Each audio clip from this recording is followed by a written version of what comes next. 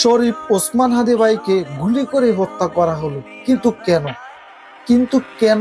এই প্রশ্নে হাজারটা কথা বলা যায়। এখানে একটা কথা আমি আপনাদেরকে বলি, উনি কিন্তু ঢাকা ৮ আসনের এমপি মনোনয়ন প্রার্থী হয়েছিলেন। এটাই হচ্ছে আমার কাছে মনে হয় মূল ঘটনা। কেন? বাংলাদেশ যুগের পরে যুগ, বাংলাদেশের নির্বাচন হচ্ছে স্বাধীনতার ৫৪ বছরে। যতটা এমপি মন্ত্রী নির্বাচনে প্রার্থী হয়, তারা কি করে ৫০০, ১,০০০, ১৫০০, ২,০০০ টাকা পর্যন্ত একটা ভোটারকে দিয়ে সে ভোটটাকে কিনে নেয়।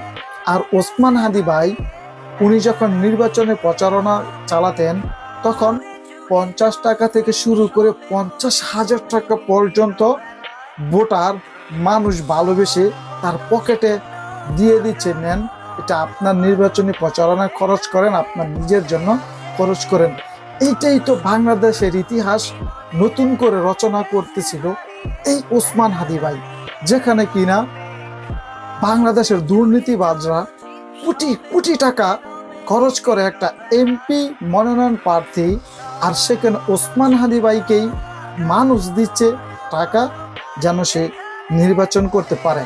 আর এটা কি কোনোভাবে যারা কিনা দুর্নীতিবাজ আছে, যারা কিনা জনগণের রক্ত শুষে বাংলাদেশ থেকে কোটি কোটি টাকা বিদেশে পাচার করে, তারা কি এটা কোনোভাবেই মেনে নিতে পারবে? না, মেনে নিতে তারা পারেনি, আর তারা পারবেও না। তার কারণেই ওসমান হাদির মতো যারা কিনা সত্যের পথে থেকে বাংলাদেশে নির্বাচন করতে আসবে, তাদেরকে এভাবে রাস্তা থেকে সরিয়ে ফেলা হবে। কারণ তারা যতদিন দুনিয়াতে বেঁচে থাকবে, শরীরে এক বিন্দু রক্ত থাকা সত্ত্বেও তারা অন্যায়ের কাছে নিজের মাথা নত করবে না, তারা নিজেরা ১ টাকা দুর্নীতি করবে না, এবং যারা দুর্নীতি করে তাদেরকেও দুর্নীতি করতে দিবে না। আর এখানেই তো মূল সমস্যাটা। একজন দুর্নীতিবাজ যখন দুর্নীতি করে কোটি কোটি টাকা কামাতে পারবে না, যে পথের কাঁটা, সে পথের কাঁটাই তো ওই দুর্নীতিবাজরা সরিয়ে ফেলতে চায়। এখন কথা হচ্ছে, ওসমান হাদি ভাই তো আমাদেরকে ছেড়ে চলেই গেছেন, এখন আরো আছে অনেকেই। এখানে নাম্বারে আছে ১ নাম্বার আসনাত আব্দুল্লাহ ভাই, ২ নম্বরে আছেন ডক্টর তানজিম জারা আপু, আরো অনেকেই আছে যারা কিনা নির্বাচনী প্রচারণা এমপি মনোনয়ন প্রার্থী হওয়ার পরে এখন জনগণ তাদেরকে টাকা দিচ্ছে নির্বাচন করার জন্য।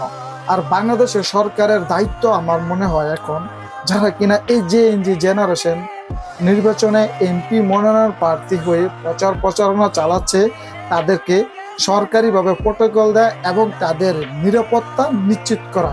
আর যদি আপনারা এই নিরাপত্তা নিশ্চিত করতে না পারেন, ওসমান হাদি ভাইয়ের খুনিকে দৃষ্টান্তমূলক শাস্তি না দিতে পারেন, তাহলে আপনারা সম্মানের সাথে পদত্যাগ করেন।